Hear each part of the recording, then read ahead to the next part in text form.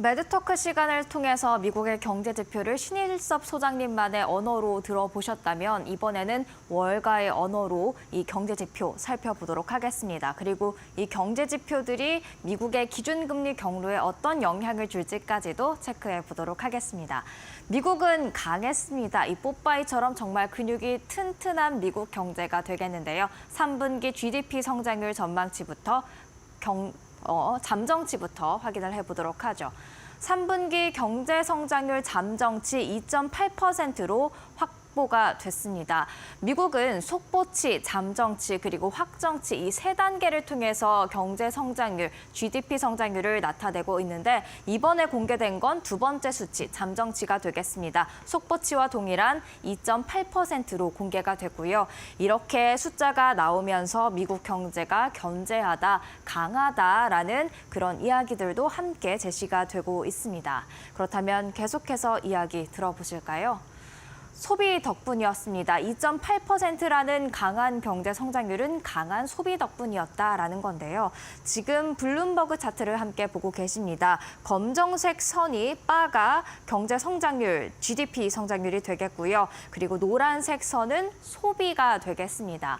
소비가 지금 3.5% 증가하면서 경제 성장률 또한 강하게 올라올 수 있었다라는 건데 이 3.5%의 소비 증가는요. 올해 들어서 가장 강력한 증가율이었습니다. 사실 이 속보치 때보다는요. 소비 지출이 0.2%포인트가량 내려오는 모습이었지만 그럼에도 불구하고 이 낙폭 같은 경우에는 기업의 R&D 투자가 소폭 증가하면서 상쇄시켜줬고요. 결국에는 그래도 강한 소비가 유지가 되면서 GDP 성장률이 2.8%라는 큰 숫자를 나타낼 수 있었던 겁니다. 그리고 이렇게 경제 성장률이 공개될 때는요. 분기별 개인 소비 지출 가격 지수, PC 가격 지수도 함께 공개가 되는데요. 3분기 PC 가격 지수가 속보치와 동일하게 헤드라인 지수 공개가 됐고요. 근원 PC 가격 지수는 속보치가 2.2%였다면 이번에는 2.1%로 소폭 내려오는 모습이었습니다. 연준의 목표치 2%죠. 그런데 근원 PC 가격 지수가 2%의 분기 기준으로 점점 가까워지고 있다는 점 긍정적으로 해석해 볼 수가 있겠습니다. 이렇게 3분기 PC 가격 지수는 10월 PC 가격 지수가 공개되기 이전에 나왔는데요. 이후에 나온 10월 PC 가격 지수 어떻게 공개됐을까요? 이 부분도 함께 확인해 보시죠. 10월 PC 가격 지수 일단 헤드라인부터 보겠습니다. 전월 대비로 0.2% 증가하는 모습이었고요. 전년 동기 대비로는 2.3% 증가였습니다. 두 수치 모두 시장 예상에 부합했고요. 다만 이 전년 동기 대비 상승률인 2.3%, 9월에 기록했던 2.1%보다는 소폭 높아지는 모습이었습니다. 그렇다면 변동성이 큰 식품과 에너지와 같은 가격들을 제외한 근원 PC 가격 지수는 어떻게 나왔을까요? 전월 대비 0.3% 증가했고요. 전년 동기 대비로는 2.8% 오름세를 보였습니다. 마찬가지로 이 전년 동기 대비 수치가 9월에 기록했던 2.7% 상승보다는 소폭 높아지는 모습들이었죠. 그럼에도 불구하고 근원 수치 두 가지 모두 다 또한 시장 예상치에 부합하는 수준으로 나왔습니다. 일단 9월 대비 전년 동기 대비 상승률이 조금씩 높아지긴 했지만 시장 예상에 부합했다라는 점에서 시장 어느 정도 안도하는 분위기였는데요. 이에 대한 월가의 평가도 들어봐야겠죠. 월가의 평가는 이렇습니다. 오늘 지표가 디스인플레이션, 물가 둔화 경로에 대한 전망을 바꾸지 않겠지만 흐름이 불안정하다는 것은 알 수 있다. 9월 대비 10월 수치가 좀 증가했기 때문이겠죠. 연준 위원 일부는 새로운 관세로 인해 인플레이션 압력이 증가할 가능성을 고려해 매파적으로 언급할 이유를 찾고 있을 것이다라는 이야기를 했는데요. 관세 인상으로 인해서 인플레이션이 뛸 수 있다라는 그런 이야기가 이미 나왔었죠. 그렇기 때문에 이 부분을 먼저 감안해서 연준 위원들이 비둘기파적인 또는 완화적인 이야기를 하지 않을 이유를 찾고 있다라는 그런 해석이 주장이 되겠습니다. 매파적으로 언급할 수 있는 이유를 꼽아보자면 9월보다 다시 올라갔다, 흔들리고 있다라는 것을 연준 위원들 주목할 수 있다라는 그런 해석이 되겠고요. 그렇다면 이렇게 물가를 살펴봤는데 연준은 물가와 함께 고용시장도 함께 보고 있죠. 고용시장 어땠을까요?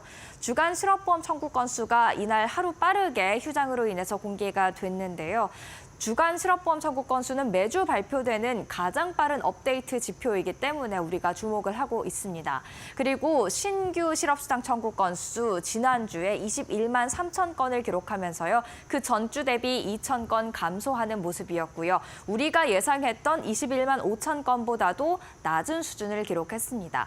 이렇게 신규 실업수당 청구 건수만 보면 7개월 만에 또 최저를 기록하면서 미국 경제, 미국 고용까지도 강하다라는 생각을 해볼 수가 있겠는데요.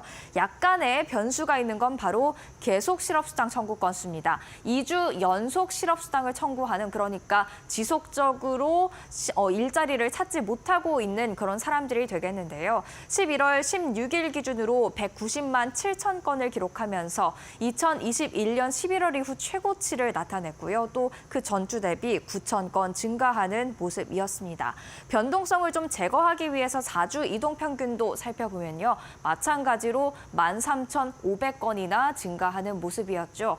그렇기 때문에 신규 청구 건수가 감소했을지라도 계속해서 일자리를 못 찾고 있는 사람들은 늘어나고 있다는 점에서 고용이 엄청나게 강하다까지는 말을 하기가 좀 어렵다라는 생각이 듭니다. 이에 대해서 또 월가의 평가는 어땠을지 한번 살펴봐야겠죠. 월가의 평가는 이렇습니다. 일단 10월 충격을 줬었던 보잉 파업과 허리케인 영향은 다 사라진 것으로 보인다라는 게 첫 번째 의견이었고요. 또 다른 의견 살펴보시죠. 계속 실업수당 청구 건수가 높기 때문에 11월 실업률은 전달과 동일하거나 소폭 오를 수도 있다라는 이야기를 했습니다.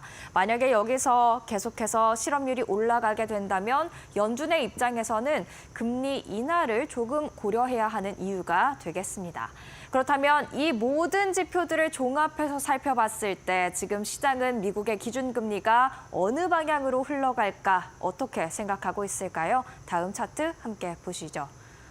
일단 미국의 기준금리는 이렇습니다. 현재 4.5에서 4.75% 수준으로 나타나고 있는데요. 12월 FOMC 이제 2주 조금 넘는 기간 앞으로 다가왔죠. 그 가운데 시장은 계속해서 동결이 있을까 아니면 스몰컷 0.25%포인트 금리 인하가 또 한 번 이루어질까 고민을 하고 있는데요. 그 가능성, 선물 시장에 반영되어 있는 가능성을 살펴보면요. 한 달 전까지만 해도 동결은 24.3% 그리고 스몰컷 컷은 74.64%로 스몰컷이 압도적인 그런 지지를 얻다가 조금씩 분위기가 바뀌는 부분들 일주일 전까지만 해도 있었습니다. 인하 가능성이 줄어들고 동결 가능성은 올라오는 모습들을 보였었죠. 하지만 이런 모든 경제 지표를 이날 소화한 이후 시장은 다시 한번 스몰컷 가능성을 올리는 듯한 모습이었습니다. 다시금 70% 가까운 가능성으로 나타나 있는데요. 이로써 지금은 12월 FOMC 기준금리가 한 번 더 인하될 것을 기대하고 있는 시장이다라고 정리를 해볼 수 있을 것 같고요. 또 장기적 관점에서 살펴보면요. 지금의 기준금리 4.5에서 4.75%로 나타나고 있는데 12월에 4.25에서 4.5%로 한 번 더 내려간 뒤 연이어서 동결이 이루어지다가 내년 5월쯤에서야 한 번 더 인하가 있을 것 같다라는 게 시장의 중장기적인 전망이 되겠습니다. 과연 이러한 전망이 들어맞을지 선 반영돼 있는 시장에 충격은 없을지 계속해서 지켜보셔야 될 것 같습니다. 오늘의 사인은 한번 이렇게 정리를 해보려고 합니다. 사실 신규 실업수당 청구 건수는 내리고 계속 실업수당 청구 건수는 오르고 또 여러 가지 지표들이 혼재되어 있는 가운데 그리고 트럼프 2기 행정부가 어떤 정책을 펼칠지 지금 불확실성이 남아있는 가운데 그래도 이 모든 지표와 정책 가능성들을 평가한 시장은 확실성으로 굳히고 있는 것 같습니다. 금리가 인하될 것이란 그런 이야기를 더욱더 굳건히 하고 있는 것이죠. 과연 이러한 확실성이 시장 베팅이 들어맞을지는 앞으로 지켜볼 문제가 될 것 같습니다. 지금까지 사인이었습니다.